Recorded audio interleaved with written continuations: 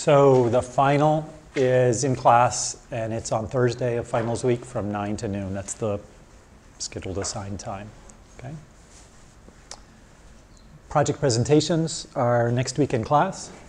I went ahead and assigned, because no one gave me any ideas of what they wanted. So everyone's going to get 20 minutes, so leave some time for questions.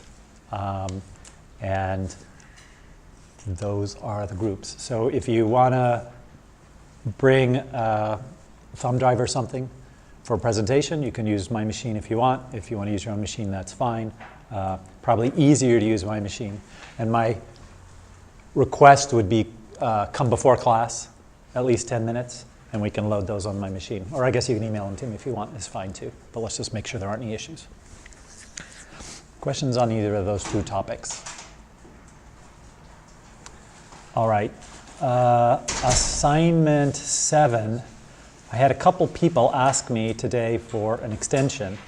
And so I thought I would offer to anyone if they wanted. So a 24-hour extension in exchange for minus 10% on that assignment. So if anyone wants to take back their assignment and avail themselves of that, feel free. Laura? Are you saying? Oh, not in 2 weeks. Sorry. I was saying Thursday the 9th. No, Thursday the 20th? 20th, yeah, okay. Thursday, 12/20. So, and it's not that long a final, it's from 9 a.m. So, all right, and then assignment 8, I've handed out now. Assignment 8, I gave you a whole starter for it. So it's basically working with the windy grid world and the cliff that we saw the other day. And so I have created environments, classes that encapsulate the entire environment, and also actors. So really, you're just doing the learning part of it. You're going to be implementing both Q-learning and SARSA. Okay? All right. So today we're going to talk about AlphaZero. So AlphaGo came out in 2015. AlphaGo was, I don't know if you know the sort of the history, right? Computer playing chess programs have a long history, right? In fact, one of the earliest claimed mechanical chess players was Mechanical Turk, yes, which is where Amazon gets its name. But it was really just a little guy inside a box that was somehow moving the pieces with magnets or something. So since then, stuff has actually been done without humans. And as you know, we have better than human level chess players. But Go is considered to be quite difficult. Chess was amenable to some brute force search because of the fact that the branching factor at every game step is not that high, right? You've only got 16 pieces to move, and there's only a fairly limited number of places to go. But a Go board has 19 by 19 possibilities, except for the occupied stones for where you can move. So it's a much higher branching factor. So AlphaGo was really the first very good Go playing program. And it had handcrafted features. So they had features, I don't know any of the particulars of the features, but it would be features like, is there a castle available, or is a pawn near the 8th row, or something like that. Things that take advantage of chess knowledge. And it was trained on human plays. So they basically had a CNN, right, that learned a value function based on human play. Actually, I take it back. I think it learned the policy function from that, and then from there, learned the value function. Yeah, so the policy function was trained in this large body. Okay, so they had all this supervised data. And this is interesting, and it did quite well. And I'm going to back up a second, of course. The knowledge these handcrafted features had nothing to do with chess, because this was a Go playing program. It was Go things, and I know very little about Go, except that there are I's and a few other things. So it used Go, specialized Go knowledge. And then in 2017, and this was all done by DeepMind, right, subsidiary of Google, they came back with AlphaGo 0. Right? And by the way, the Alpha, I think I just read recently, yeah, that may be an homage to Alphabet, the holding company, of Google. So AlphaGo 0, the 0 meaning zero knowledge, zero human knowledge. So it didn't know anything about Go. All it knew was the rules, right? Like if there's already a piece there, you can't put another piece on it. And not a lot more than that. I think there are other restrictions on where you can place your pieces. And so it, in some sense, knew about that because it was forced to not play illegal moves. No handcrafted features, no human games to look at. It was all through self-play and reinforcement learning, okay. Which is amazing. I mean, tic-tac-toe was solved that way a long time ago, in the late 50s, I believe, by self-play. But it's a fairly simple game, it turns out. Backgammon was solved with self-play in the mid to late 90s, I believe. It's called TD gammon. TD coming from, what does TD stand for? Temporal difference, exactly, right? So they use this temporal difference reinforcement learning. So one of the changes they made was instead of having two CNNs, they had one network, and it included a bunch of residual layers too. So in 2015, when they came out with the first AlphaGo,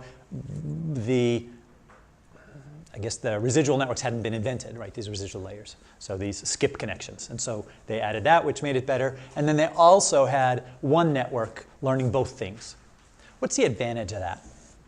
Rather than having two separate networks. One, you're learning the value. That is, the value is, here's a state. What's the likelihood you're going to win? Value and policy are pretty closely related. So there's a lot of shared information. There's a lot of shared information, yeah. So we can have both of them will get better by sharing that information. Plus, we reduce the possibility of overfitting. Okay. And what they did is they'd train a neural network, and then they'd have a best neural network so far. And then as they trained a new neural network, they would see, well, is this one better than the old one, winning at least 55% of the games, so we don't just randomly pick a new one. And then that was now the new best one, and then they played from there and so on. Okay, so this is 2017, in early mid-2017, I guess. And then shortly thereafter, in 2017 again, Alpha 0. We remove the word Go, right? So AlphaGo, AlphaGo 0, where we have zero human knowledge, right? Zero human play. And then Alpha 0, where we remove the word Go, because we're going to use the same technique to solve Go, chess, and shogi, which is apparently a chess-like program, but when you capture someone else's pieces, you can now replace them as your own, is my understanding. So there's a slightly richer game. Some changes. They don't bother with the current best neural net. They just use the current neural network, and it just keeps getting better and better. Okay? They have the same network for all three games, other than, of course, the input, because your state is different, and your output is somewhat different too, because the policy, you have 19 by 19 possibilities for Go of where to place a piece, for example, where in chess you have totally different sort of moves. So we're going to see kind of how those differ. Almost the same hyperparameters, slight differences that aren't really game specific. They're more size specific. So for instance, the policy is much larger for chess than it is for Go, the way it's encoded. And so therefore, they have a slightly different parameter affecting adding noise. Okay. But the expectation is that's based on the size of the output as opposed to, or the number of represented actions as opposed to anything specific to the game. And so that's the one hyperparameter. All right, so we're going to look in detail at this AlphaZero approach.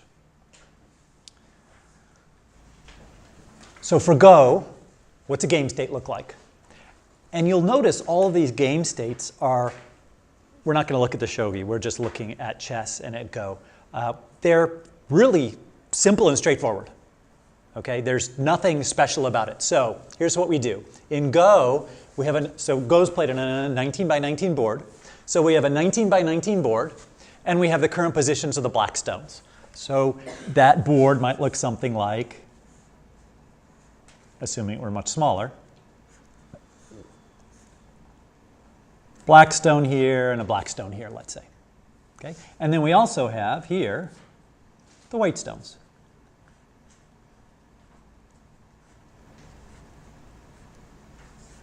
White and white and white, let's say, if it's black's move. Okay. We have it for previous time periods, okay, because there is some past state that matters. I think you can't, I don't even know what the rule is, but I think you can't like repeat a configuration. You can't do something over again. And so we need to have some history. And so we provide the previous 7 time periods in the same way, and the same here too. Okay? So we have the state of the board now and at the previous 7 time periods. And we need to know whose turn it is to play. Well, we need one extra bit of information, but we're passing in this tensor, right? This 19 by 19 by 16 tensor. How do we add +1? Not easily. So let's just add a whole nother 19 by 19. And we're going to just put, in this case, it's black's move, right? So we're going to put, again, the 3 by 3 is standing in for the 19 by 19, all ones, saying, it's black's move, I tell you, 19 by 19 times. Yes? Sorry, what is the objective of the game Go? Like with the placement of the stones, what's the end? Capture the most area, I believe. Yeah. So it doesn't really matter, but, and we'll get to the chess one in just a moment. So as long as you're familiar with one or the other slightly, I think you'll be fine. Okay? But you're each placing stones. It's someone's turn. That's all we really need to know here. Okay? Questions on this? All right, what's a game state for chess? It's a little more complicated. Okay? So the nice part is only 8 by 8. But there's more possibilities. And again, this is going to be very simple. We're going to have and I'm going to again represent it with 3 by 3. We're going to have, let's say, the white pawns.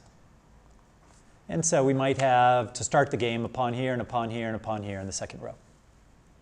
Okay. And we have the white rooks.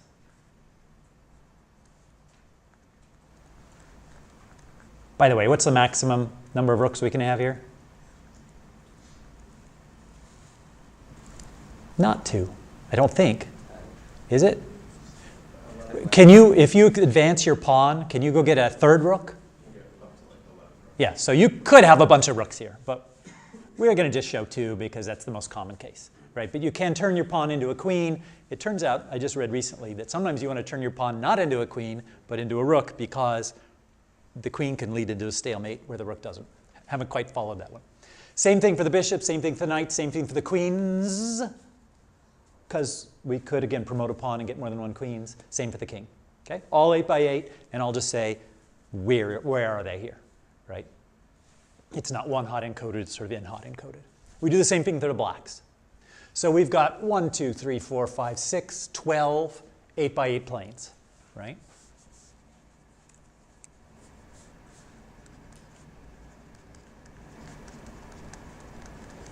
There's some other stuff that we need to provide. The total move count, because I think we stalemate after so many moves, whose turn it is to play,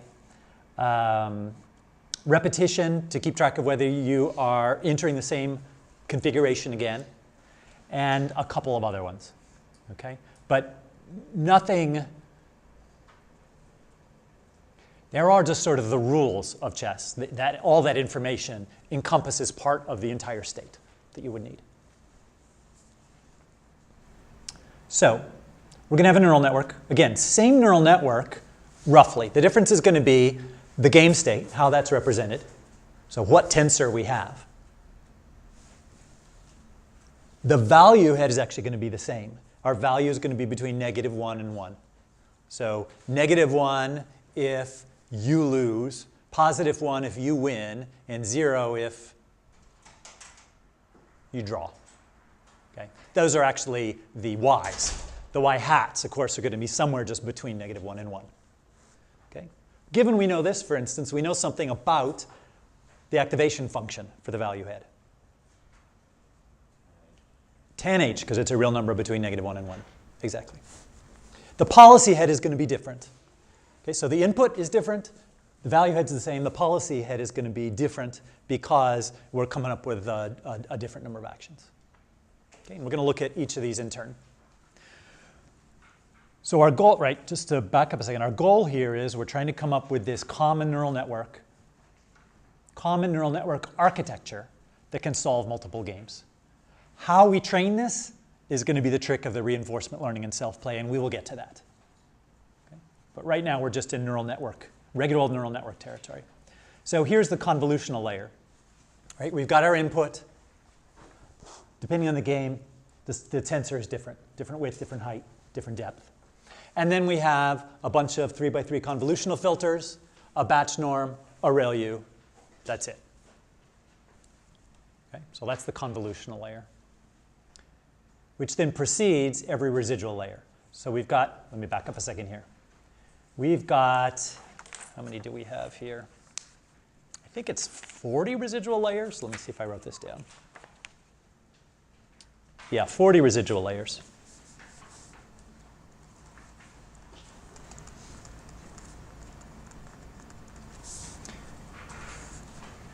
And again, learning the value and the policy is an example of multitask learning. Okay. So we've seen the convolutional layer. The residual layers, repeated 40 times. Just don't understand why that doesn't scroll sometimes. Is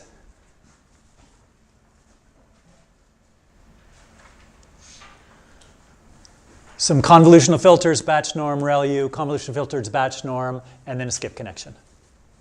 So not too dissimilar from ResNet. Right? So these skip connections allow us to push back error all the way back to the beginning of those, right?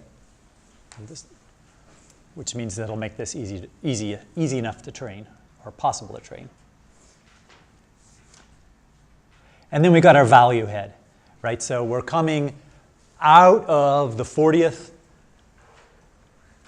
residual layer. We do 1x1 cons, batch norm, fully connected to 256, fully connected to 1, and then we do our tan h. And that gives us a number between -1 and 1. So as a reiteration, y is +1, -1, or 0. Y hat is in the range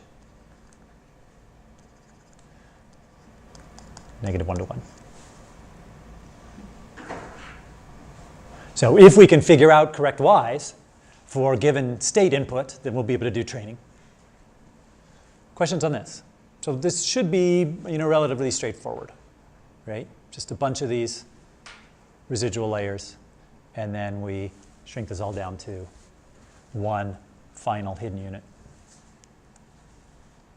The policy head for Go is fairly straightforward because specifying a move is very straightforward in Go. You say, I want it here, or you're allowed to pass. Okay? So the 19x19 is the position for a piece. And the 1 is pass.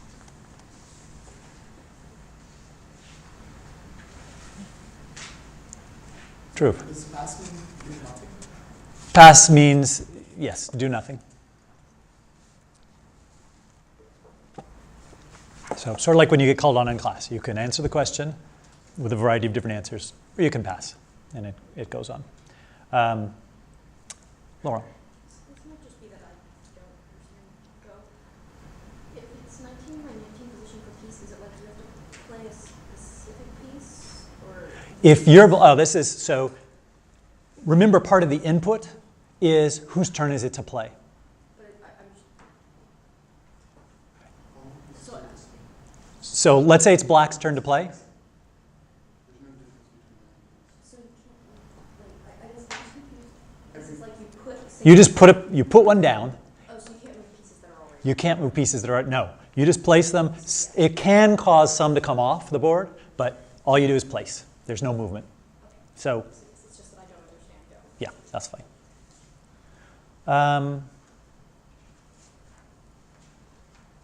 And so this is with respect to the current player.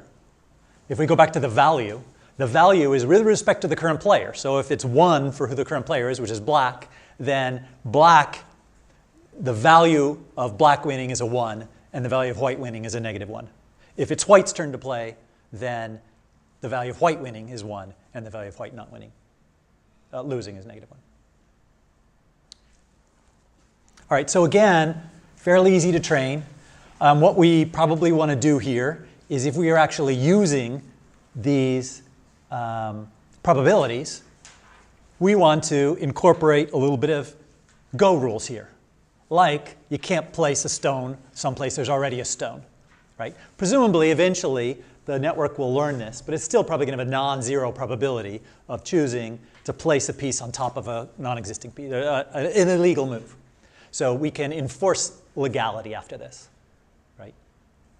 So I know one rule is you can't place on top of one that's already there. There are a couple of others where you can't place even on empty squares.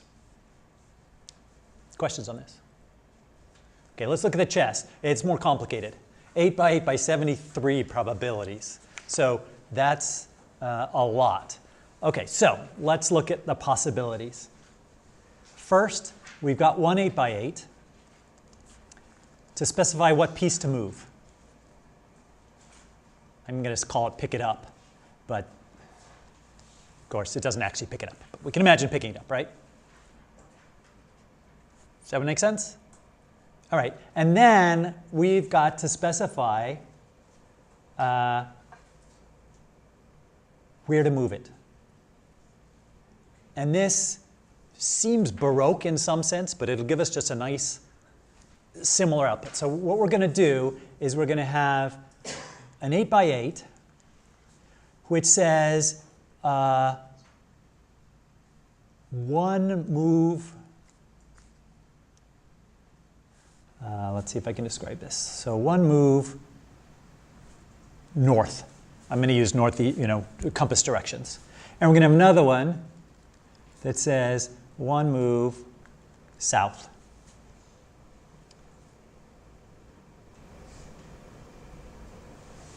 And so on, such that we have 8 of these for all of the directions with one move. And then we duplicate that for 2 moves all the way to 7 moves. Okay? So we have 8 by 7 that covers most of the pieces. So it covers queens, because queens can move the way a queen can move, right? They can move north, northwest, northeast, and they can move up to 7 spaces. Bishops are a subset of those. Rooks are a subset of those. It mostly covers pawns. We've got to deal with those pesky knights, right? Which can move in those funky ways. So we're going to also have an 8 by 8. Let's see, we have 8 by 8s for the possible knight moves.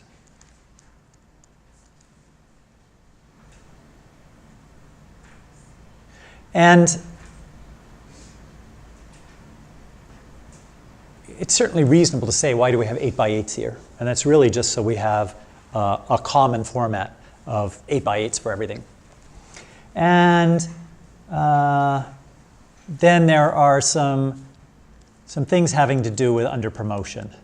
So this is what happens if you take a pawn and move it to the last row.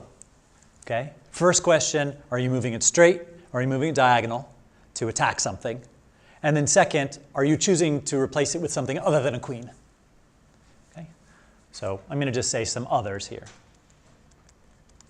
And so we end up with 8x8 by 73. So right, we have 56 here, 57, 65, and about 8 others. Go's rules turn out to be a lot simpler. I mean, you know, easier to specify. Questions? So at a high level, the 73 is just a function of the intrinsic rules of the game of chess. Intrinsic rule of the game of chess and the fact that we're representing it fairly sparsely. So given that you probably only need one neuron to encode each of those moves, is the 8x8 averaged over, or is you take the neuron associated with the location of the piece you're picking up? How do you interpret those 8x8s? Because it's more information that we need to decide. Yeah, we're over-specified here, and that's a good question to which I don't know the answer. So yeah, if we say pick up the piece, pick up your queen and move it 1 north, we've got 64 outputs. Which one are we choosing? Is it the one at the same location that we picked it up from? Is it they should all be saying the same thing? I'm not sure. Okay. All right.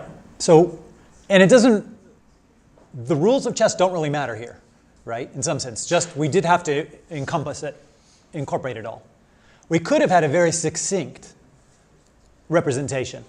We could have said where you're moving from, where you're moving to, and there's a couple of other things you'd have to say, like it's a castle on the king side or the queen side, or the pawn is turning into something other than a queen. But if you look at the chess notation, it's mostly just a bunch of moves, where you're moving from, where you're moving to in a grid position. Okay? But it's probably easier for it to learn, it's possibly easier for it to learn this than it is to learn, because it's getting to learn what the possible moves are fairly easily, right? You're telling, if you have a rook, that going in any place other than horizontal and vertical is completely zero. All right. So we have a neural network. We have our input decided, right? We know what our game state is. We have our output decided. We know what our action is going to be, except we don't know about this 8x8 question, but we decide something on that. And then we initialize a neural network, so that's fine. And then we got to do some training. So how do we do that? The training, we're going to self-play some games, right? By self-play, I mean first, who goes first? White? Yeah. Okay, so white's going to move. We're going to run it through the neural network. It has come up with output. At first, what's it going to come up with? Some random garbage, right? Its highest probability might be an illegal move, in which case we'll choose second highest and keep going until we find something that's valid. Or we'll just zero out all the non-legal moves. And then they play. We turn around and feed the state, switched by whose move it is, to the neural network again and say, okay, black, you move, and okay, white, you move, and okay, black, you move, and you keep going until someone wins, or there's a draw because, according to the rules of the game. Okay? Or possibly, we just decide the game has gone on too long and we're gonna call it a draw. All right? That doesn't tell us at all how we improve our neural network. We've got a shitty neural network. It's going to come up with shitty moves. The good news is it's just as likely to win as the other guy because he's shitty too, right? So we're going to use monocorrelate tree search. Okay? So we're going to basically be doing something similar to the Monte Carlo we did before. Okay? And what happens with a monocorrelate tree search is it's going to take P, a policy, and S, a state. And it is going to, using something we'll look at in just a moment, come up with a new policy for this state. So it's going to say, given the policy we have directly from the neural network for this state, I'm going to construct a better one. And if we construct a better one that's more accurate than P, that can be used to go back and train the neural network. Because this is better than this, so we tell the neural network, go closer to pi and away from P, because pi is better. We haven't seen how that works yet. I'm just claiming that I will show you that we're going to come up with a better policy. Questions so far? So you have like the research that you're doing to get some data, like what is a better policy, but like what's the connection between that item and the neural network? Like how do they fit together? Here's how this works. We take the neural network as our initial policy. Okay? And then we say, run that through Monte Carlo tree search, and that will give us a better policy for this given state. And then, shortly, we'll go back and train the neural network with that. Because we can see how, if this state, pi, is a better policy, then that's good to train the neural network on, because it's not there yet. For each state, we're going to return the state, the new policy, and whether we won, lose, or draw, right? -1, 1, or 1/2. Of course, that means we're going to have to go, we know these things as we're playing, step by step, right? But as we're in the middle of the game, and we have a particular state, we don't actually know whether who's going to win or lose. So we go back after the game is over and propagate this to every state.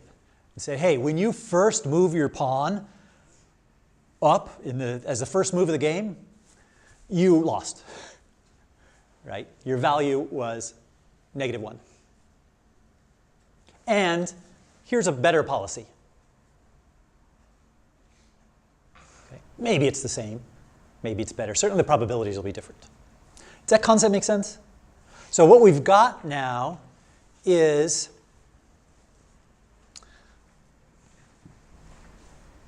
for a game, all of the plays of the game, the state at each, an improved policy at each, and what the final y for the value was. So we have a y for the policy head, and we have a y for the value head. And that means we could do training, right? So we're going to create a mini batch, and we're going to take, of the last 500,000 games, we're going to take 2,048 states randomly. So we're not taking state by state as we're playing a game and training the neural network. We play games, and then, I'm going to say separately, but really concurrently, we're grabbing particular recordings here from a bunch of different games. And we're just saying, from game 32, when you were 5 moves in, here was the state, here's a good policy, a target policy, and here's the target value. And we'll do another one, which you grab another one which might be from a different game, a different location in it. Some will be, the opening moves, some will be mid-game, some will be in-game. For the batch, I have 2 questions. Yeah. So actually just one, I guess. For the Okay. batches, for the states, are you looking, because there's like what, so many states in chess. Are you grabbing all random states? We're not grabbing random states at all. Okay? So random states are like, I take these 16 pieces and I say there's 64, choose 16 ways to put them on the board, and that's a valid state. Yeah. Well, even more than that, because you can have some subset of pieces on there. No, we're saying these get there by moves in chess. Okay? No, I mean like random states of the game. Yes, random states of the games we played. I'm sorry, not just random possible states. Random states of the games that we've played. And then the next 2048, different from the previous 2048? Random with replacement? with replacement. I mean, with replacement? Yeah, because it'll be hard to try and move those off and not grab them. So we just grab them and grab them and grab them. Okay, so we're not going to, unlike right, what we've done in the past when we're doing neural network training is we do batches. You know, I'm going to actually take that back. I don't know whether we are just processing all of these exactly once and without replacement or not. I'm not sure. Okay. Either one would probably work fine. And then after we have this mini batch, we train the neural network. Okay? And the neural network will now learn, for these 2048 states, here's a slightly better policy, here's a slightly better value. And we just keep going. As we're self-playing, we're using the new neural network. Okay? So we're always using the latest neural network, which is getting better and better, which means the quality of its games is getting better and better.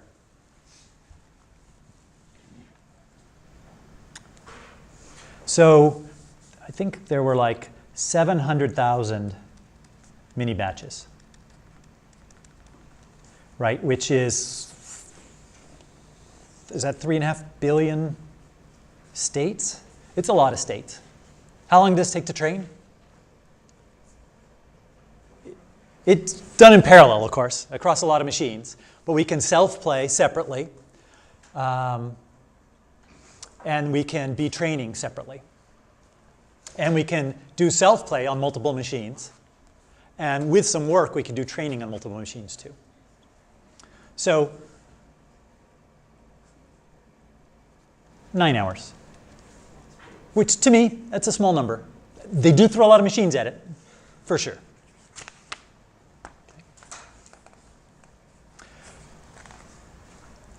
So questions about this? This is I want to make sure we got, so the magic here, the only part that we haven't shown is this here. Okay? Once I show this, we're done. So is there anything about the rest of it besides the Monte Carlo tree search? Do you have any questions on it? So is it creating, oh, I see. So like it takes the last 500,000 games, and of the like several million states that those imply. Yeah, there'll be quite a few states from there. If we assume 30 on average or something, then yeah, we have quite a few to choose from. Why do we take only the last 500,000 games? We don't want the stale games. We don't want the games when it was a shitty player or more shitty than it is now. We want it not so bad. I thought the neural network learns the policy. The neural network learns the policy. Why are you saying like the Monte Carlo tree search to learn the policy? It doesn't learn the policy, it improves the policy. Okay? So with the Monte Carlo tree search, we'll see that in a moment, but I give it a policy. It uses that policy to do random playouts, and then it comes back with a slightly better policy. Then why do you need the neural net to do the policy? Because the Monte Carlo tree search needs a policy to begin with, okay, in order to do this. And we need this function approximator, right? We need this function approximator across a huge number of states. And the neural network is the best way to be doing that. So, because let's say Monte Carlo tree search came out with a new policy, how will we represent this policy? This is a policy for one state. Policy for one state is easy to represent. But how do we represent a policy generator for all possible states? And that's why we're going to use a neural network. Because it can do that for all unreachable states or states it's never seen. We don't care how good its policy is, right? Ones that you in practice don't see in chess. Okay. So yeah, it's actually a very good question. So this is only improving it for a particular state, and we need some way of keeping track of a good policy for all states. And we can't just keep a tabulation because the number of states is so high. Yeah. So our neural network is our data structure, is one way to think of it. It's our data structure to store PS for a whole bunch of states. Okay? And it does that by approximation. And when you do the Monte Carlo tree search, is the result of that propagated into the neural networks? You can't store that anymore, right? So what do you do? So you found a new policy. Here's your policy. We save it, and we're going to use it in our mini batch for training. Okay? Other questions? Please, it's because this is not easy. Yeah. I just want to understand that Yeah. previous point. So basically, we take a state and improve policy and we'll lose give it a network, and somehow it's like, okay, this policy is better, so now I'm going to incorporate it into my overall policy. So we know how the neural network part of this works, right? Let's just look at the neural network part and come back here. Let's scroll back to here. Okay, and I will wish all this old stuff to go off the screen, which is not doing now. So we've got incoming here a state from a game, right? A played game, a self-play game. One of those states that we saved from every game we played. We also know y for the value. What's y for the value? In fact, let's say our saved info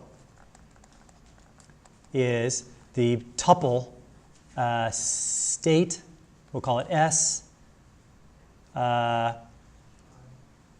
V for our value, which is going to be -1, 0, or 1, and pi.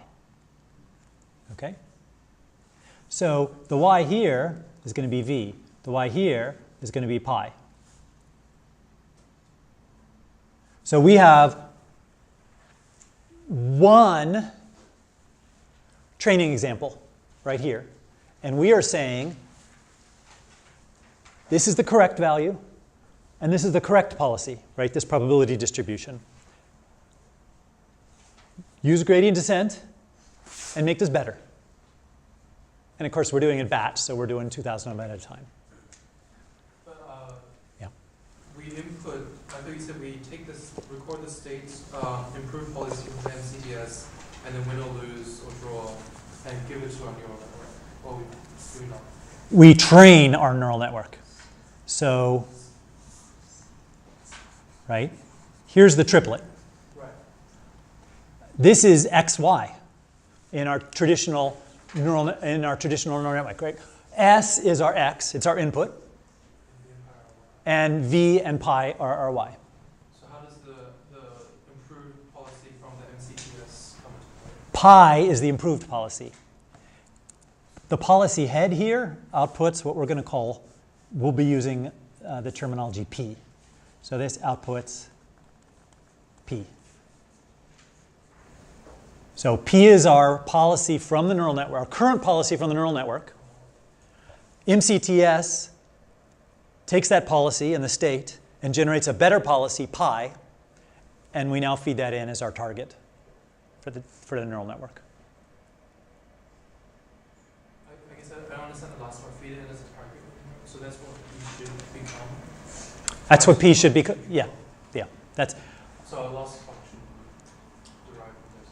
yeah, our loss function, which we'll see a little bit later, is going to. Actually, let me see if I just forgot to tell it to you yet. No, we will see our loss function. Does the win or lose? Actually, let me show you the loss function. It's basically just going to be, right, across entropy for the policy head, sum of squares for the value, and then I think we have a normalization, or regularization. So we try and reduce the weights is the total loss. I thought I had it written down. I don't see it right now. And then does the win or lose matter then in the neural network? Yes. So the win or lose matters because we are minimizing the sum of squares, minimizing the difference between pi and p, and these both feed back via backprop bound into here. So they're both going to be changing all these layers, all these weights. Okay. Other questions?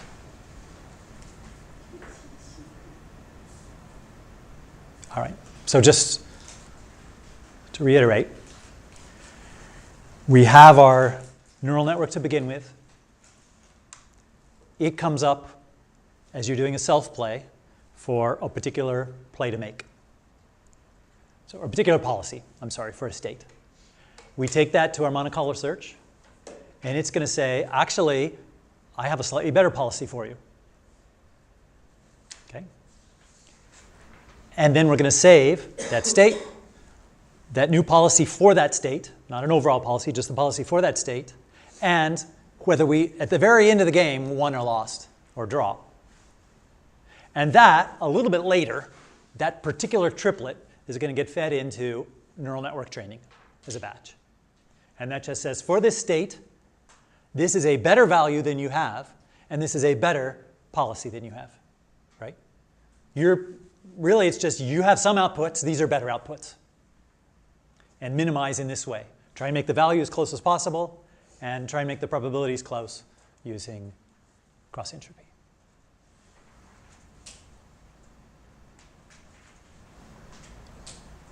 So this is as far as the neural network is concerned, this is a completely supervised learning problem. Okay? It has a huge number of training examples with labels. Over time, those labels will change as you add more and more games. Right? Over time, what it decides to do in a particular state will probably be quite different. Right? At the beginning, it's going to be making these random moves, and at the end, it will be making well-considered moves. All right, so how does the self-play work? Let me see if I can figure out how to erase all this stuff. So I think if I do the eraser, yes, because this is not actually here, so it doesn't erase.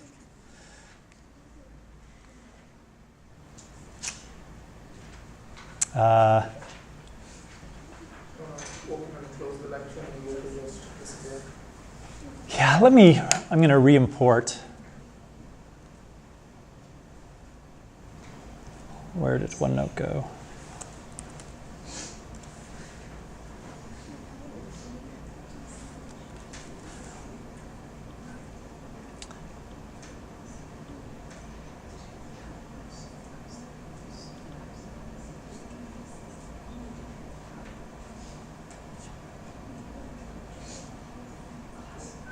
Okay. So here we are in the self-play. Here's what's going to happen.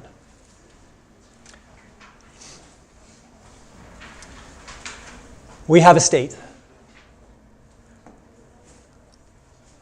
We are going to give it to our Monte Carlo tree search, and it's going to be using the state along with the current policy from the neural network. We're going to do some tree stuff. We'll get to that in detail. And we come out with a policy for this state from the Monte Carlo tree search. Okay? Then we choose a move according to that policy, in a way we'll discuss. And then, now the state is different. We've placed a stone or moved a piece or whatever. And now, we have a new state. Of course, it's White's move now, so that's a new state too. We do a tree search. We use the neural network, and it out feeds us what it thinks is a better policy for this particular state. We make a move according to that policy, and we continue on. Okay?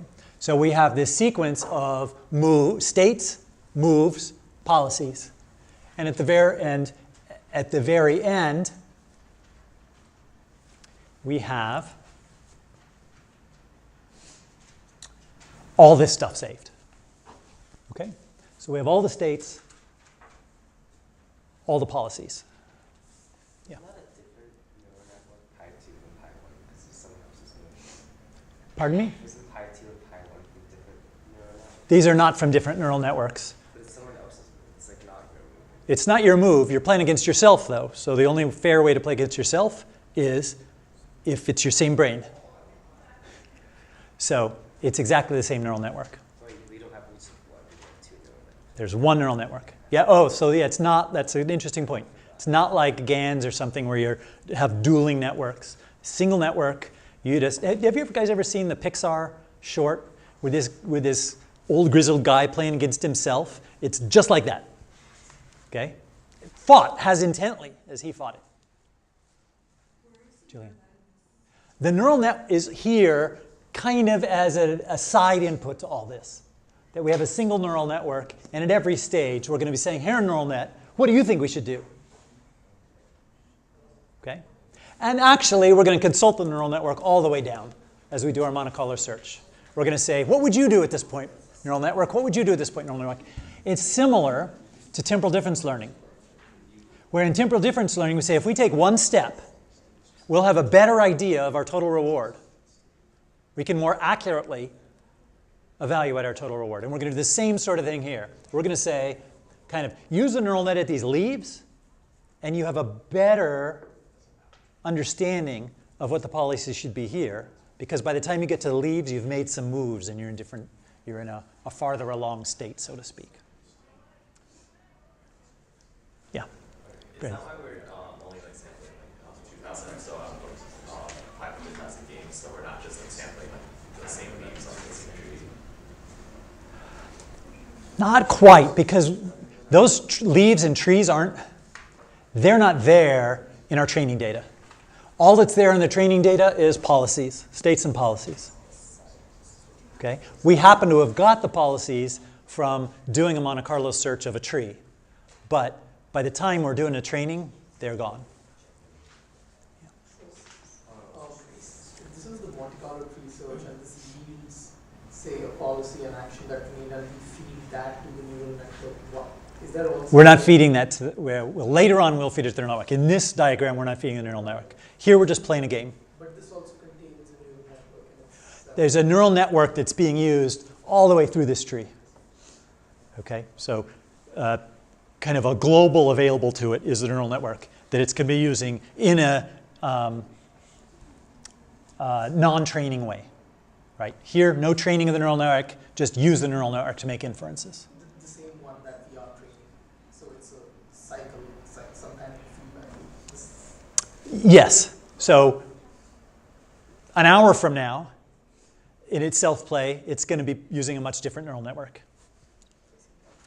Same neural network probably as you play the game, though. It's not going to change out from under you. Likely, although I don't know I'm not sure about that, how they actually are doing that. All right, now we get our training. And by the way, here's where we see the loss function. So our training comes in. What do we got for training? We got two things. We got pi, and we've got our final result of the game. So our final result of the game goes into the v's. Every v is the same. Okay? These are all training examples. They're not going to be selected all at once. Right? This sample might be chosen in batch 52, and this sample might be chosen in batch 7051, and this was never chosen for training. But when it gets chosen for training, the state gets fed in. So this is just upside down from the picture I was showing before. The state gets fed in. This is the y for the policy head, and this is the y for the v. And now we say, backpropagate to try and make these closer. Try to do better at estimating the value of a state, and try to do better at coming up with a policy for the state. Just to try to understand you right, this diagram would be where like all the states S1, S2, S3 are from a game where either they all won or all lost. Exactly. They all won or they all lost, which is why it's not exactly showing it. We have the same V coming out into all of them. Okay? Yeah. But really, we're just saving those triples somewhere and choosing from them. But it is true that all the triples from a game have the same value for V, whether you won or lost. All right. All right, now we get to the actual, what is the Monte Carlo tree search? Okay. So for the Monte Carlo tree search, you can imagine a Monte Carlo like we did for our reinforcement learning. We're in S0. Choose an action for white. That takes us to S1.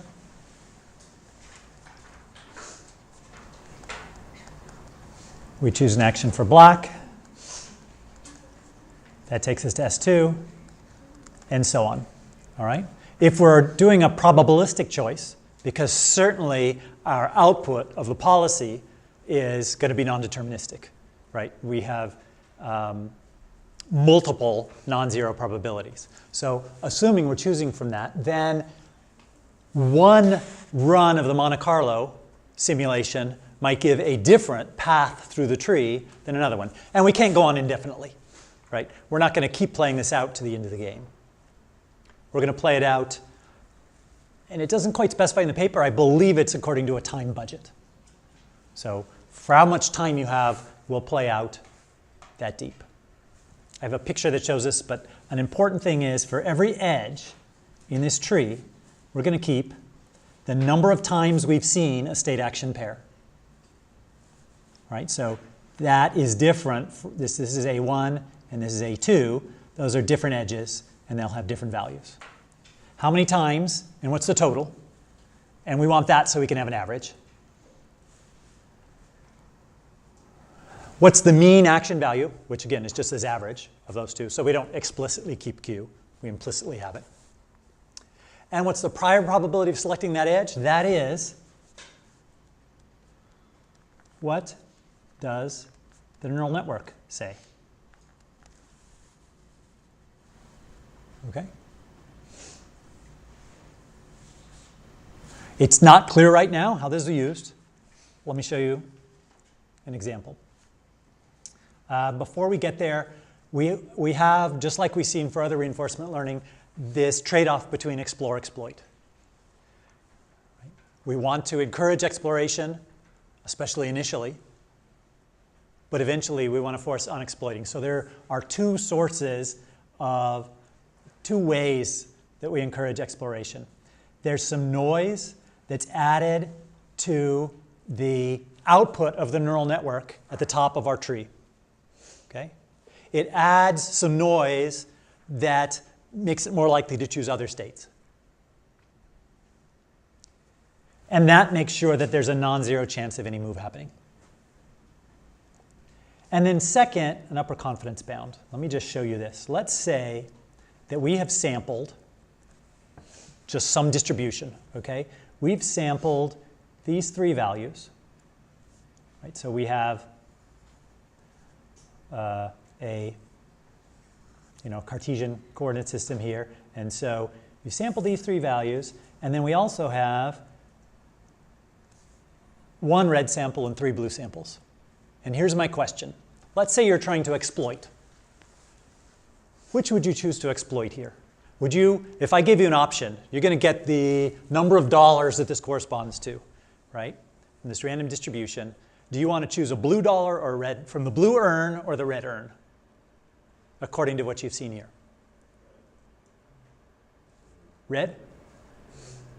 So, well, let's just label this. This is $3 and $4 and $5. Do you still want the red? Okay, you'd prefer the blue.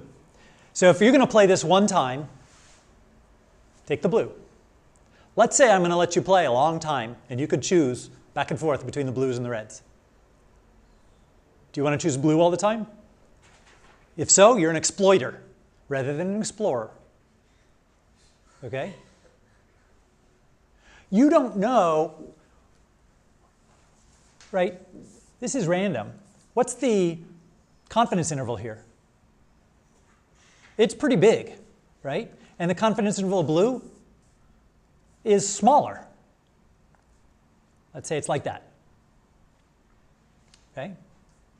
So is it possible red's better than blue? Yes. So maybe you want to be doing some exploring in order to narrow that confidence interval so that you can see, for instance, that the red confidence interval is in fact, well below the mean of the blue confidence interval. Does that make sense? The concept. Okay, so you need to, a confidence interval will, if you take that into account, suggest that you should try things you haven't tried very much until you're more certain. Okay, you might have had one bad experience. All right, so here's what we're going to do. we have a state. We have a bunch of potential successor states, right? Based on we're going to take into account the probability that the neural network says to use. Okay? So Q is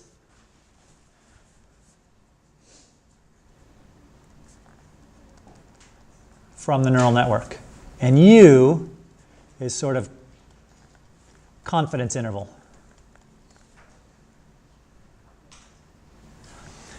And we're going to take those both into account. So the confidence interval is proportional to, what's P of SA?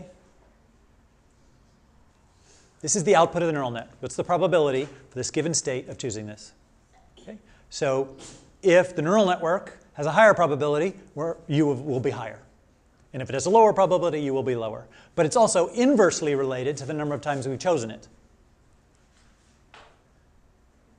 Right? We throw the 1 in here because we don't like to divide by 0. So if we've got a particular action that we've never chosen, in fact, what's the relationship between an action we've chosen 0 times and an action we've chosen 1 time, assuming these two are identical? Yeah, it's twice as likely. Basically, our denominator is going to be 2 in one case and 1 in another. So we'll be twice as likely to choose the one that has never been gone to. Okay, so we're going to encourage exploration. State action pairs that we haven't chosen. Yes? When you say Q is from the neural network, is Q equal to that probability? What is Q? It's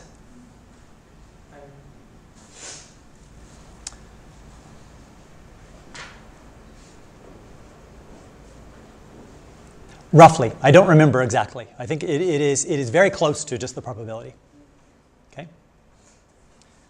So here's what we're going to do.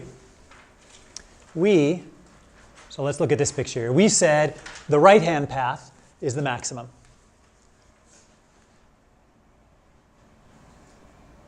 And we're now going to expand.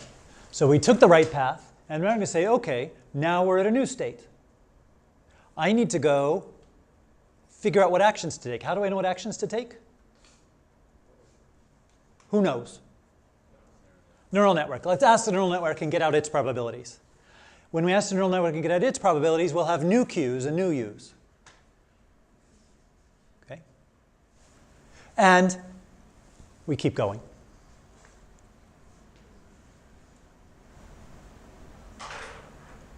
So F is our neural network with our parameters theta. We evaluate the state. We get out a P and a V. It's that P that we're using to choose these.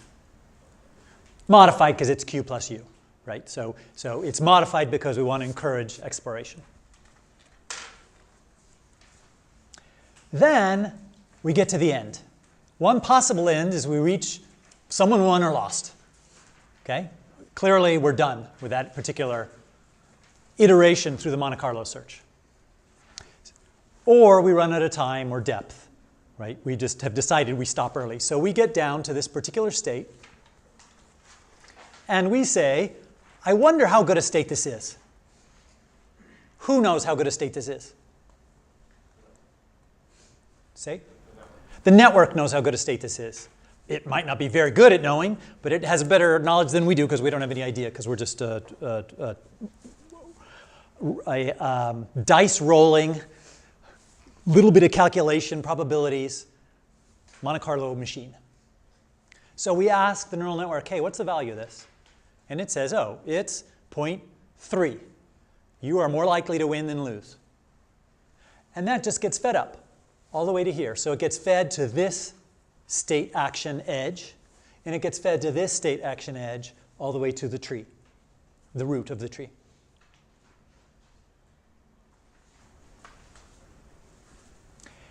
And the number of visits increases for each edge, and the weight is how we take these. Yeah. So the weight gets like weight and number because it's incremented for like every like week in the child. like for that middle state there, the one at the top of the pink box. Yep. The one inside the pink box, but it's on the top. We'll get n would get incremented twice, and w would have two different numbers added to it. So let's see. Assuming this is the extent portrait. Yes, it would have twice. Because I believe we do this expansion every time we hit a new node.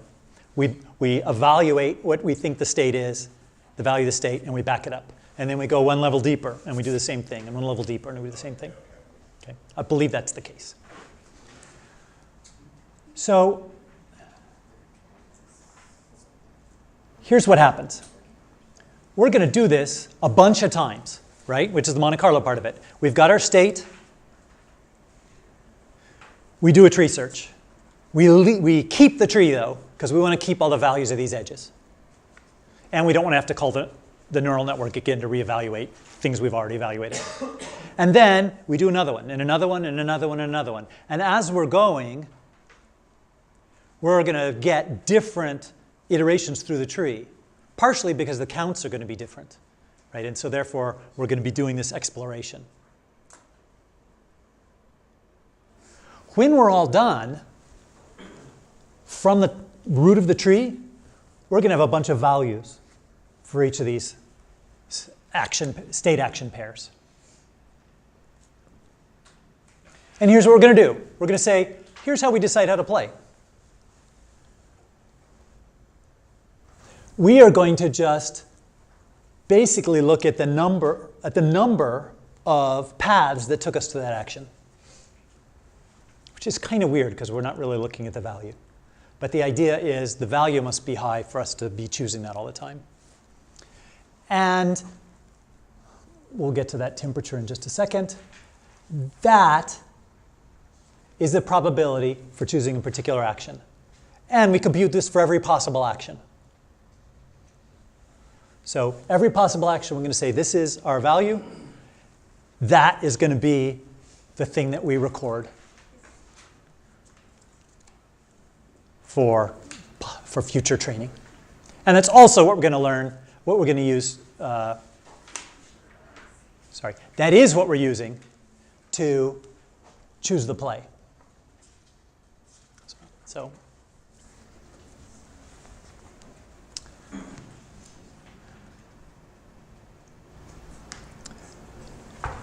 And one more thing to back up, and that is that this Q here, which is the Q and the U, the Q is from the neural network, and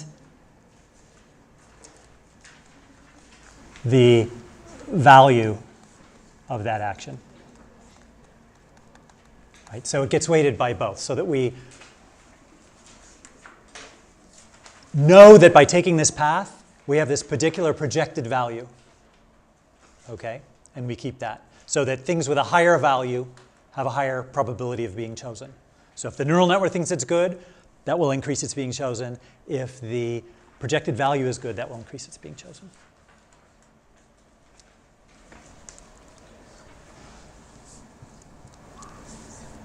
So I'll get you in just a second. So Monte Carlo tree search. We have a state. And then we take a path down through the state. Okay? And then we go back and update all of the edges along here. And then we roll our dice again and go down through the state. And roll the dice again and go down through the state. And again, and again. And maybe sometimes we choose close to the same ones. Okay? And in each case, what are we doing at this leaf level of this tree? We're evaluating neural network to get out its V value. Right? What's its value? And we're saying, neural network, how good do you think it is to have gotten to here? And how good do you think it has gotten to here, and to here, and to here, and to here, and to here? And for each one of those, we feed it back up the tree. And by taking these and weighting them all, basically, we get a better idea. Okay? This is exactly equivalent to if you're ever playing chess, saying, I wonder what happened if I move my pawn there, right? You're in the middle of the game. Well, I look ahead, well, if I move my pawn here, then he's going to move my pawn, his pawn there, which is, you're black and you move, and now you say, okay, neural network, tell me what white would do here.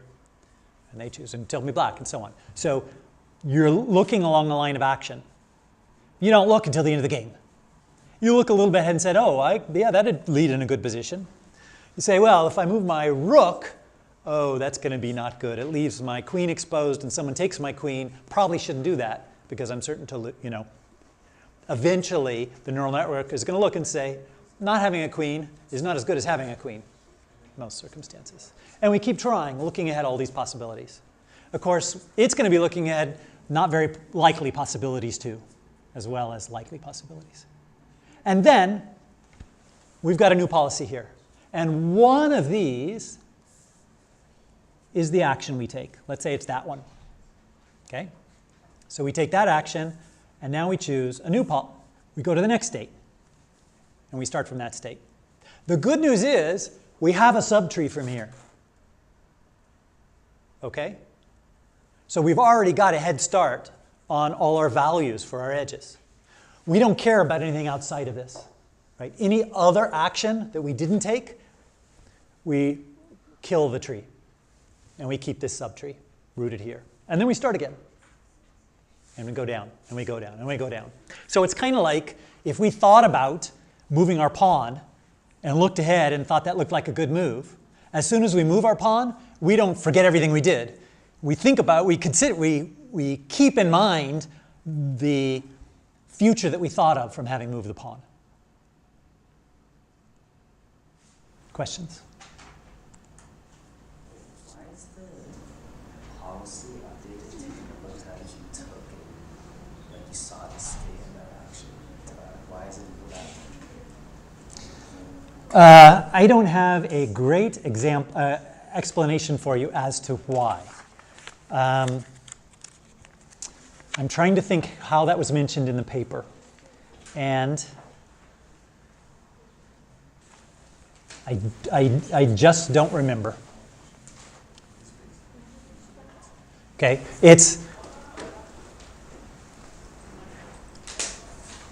you chose it a lot of times means kind of it must have been a good thing to do, because otherwise why'd you keep choosing it? But it seems like it would have been simpler to just look at the Q value. It's like this is the final Monte Carlo tree search function that you want in your network. Yeah, the only thing I would say is that, yeah, this tau here, tau is a number that starts out, I think it's starts near 1. And it approaches 0 in real play.